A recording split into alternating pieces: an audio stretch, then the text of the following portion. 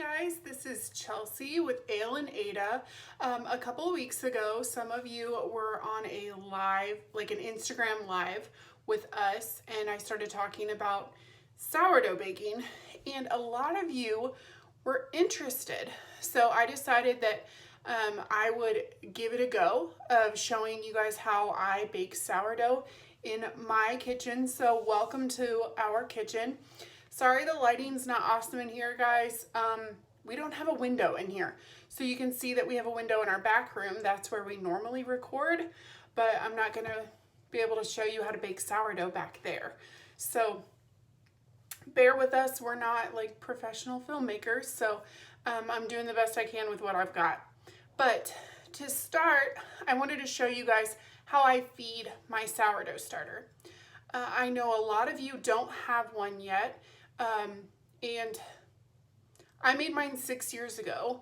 It's kind of a long process to make one, so I'm not currently in the position to make like take a couple weeks and show you all how to catch a wild sourdough starter. I'm going to link some resources in the description box that I used when I was catching my own strain of sourdough, because all it is it's wild yeast. So I did that 6 years ago. So my sourdough is really active and healthy and strong. You also have the option of going online and purchasing a sourdough starter, or asking around, seeing if you have any friends who have an active sourdough starter and getting a little bit. But once you have your hands on some sourdough starter, whether you purchase it, get it from a friend, or you go ahead and go the route I did 6 years ago and catch it out of the air in your kitchen, you'll need to feed it. It's like having a little pet. So I am a really laid back baker.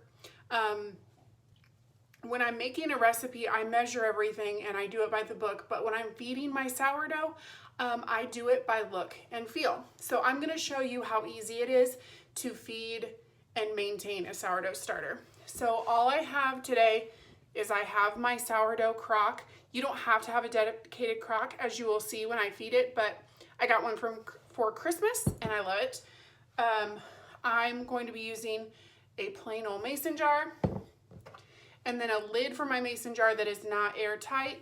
Your other option is use the ring and the lid that comes with your jars, but just flip it upside down. Okay, and I'll tell you why in a second.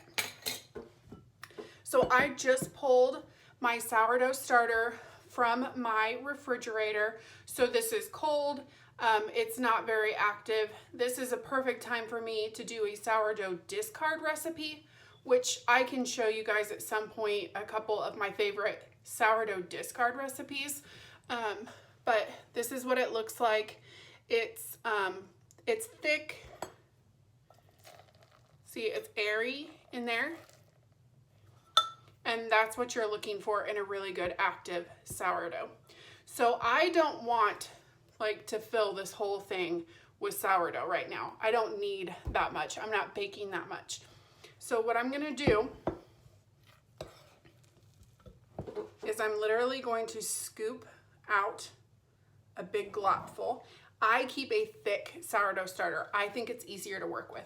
And I'm gonna move it into my jar, okay?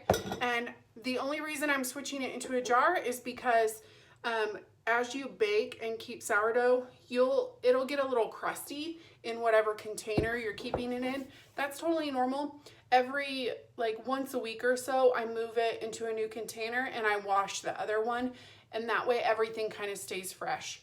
So you don't have to use warm water, but I'm going to. So I am just going to put a little bit of warm water in here with my inactive starter. So like I said, guys, I don't measure anything. I don't weigh anything when I'm feeding my starter. I just try and make sure that, I probably have a healthy tablespoon in here. So this is gonna need at least a tablespoon.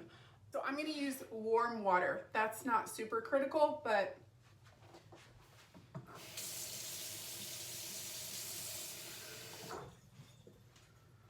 so that's how much water I put in there. And then I'm just gonna stir it up until it's good and dissolved.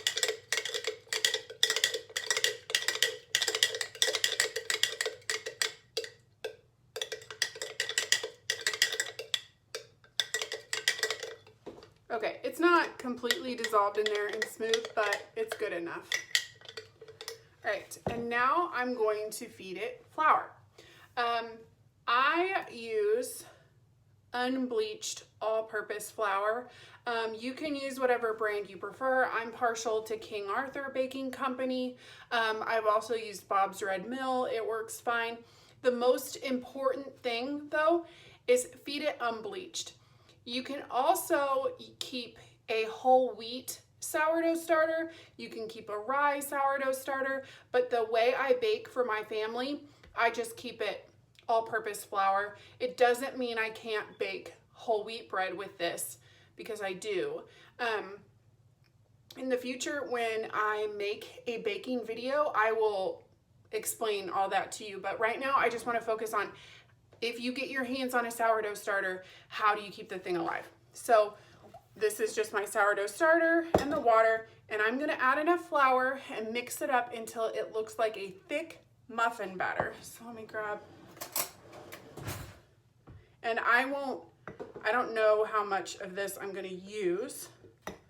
Like I said, I don't measure anything. I do it until it looks right. Because I don't like to be fussy with it, because if it's not easy, I'm not gonna do it. If it's not fun, I'm not gonna do it. Okay. And just a side note, in the winter, you're probably gonna need to use more water. In the summer, you'll probably need to use more flour, and that's just because of the humidity in your kitchen. When the air is dry, your flour is gonna be dry, and your sourdough is gonna want more water, as opposed to when it's humid in the summer. Okay, this looks about right. So, see that in there, guys? It looks like a really thick muffin batter. So I tell people we're going for muffins, not pancakes. You can keep a really loose sourdough starter. I just don't think it's as easy. And like I said, I'm all about doing what the easiest thing is. So if I had to guess, I don't know, that's how much flour I have left. So I probably used it, you know, a third of a cup of flour-ish. Just keep it simple, guys. Don't stress yourselves out. So now all I'm gonna do, so I'm gonna throw my lid on this, and I'm gonna leave it in this jar out on my kitchen counter. Now I have a really active sourdough starter. So this is gonna double in size within the next 12 hours, and I'm ready to bake after it does that. So this is early afternoon. I'll probably mix up bread dough in the morning, and I'll bake bread tomorrow evening, because I'll let it rise all day tomorrow.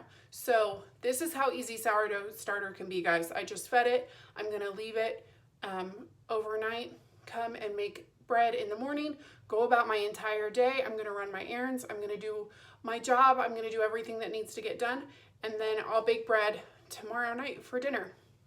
So if you guys have any questions, please leave them down in the comments. I'll get back to you. You can always email me your questions at alanada@gmail.com.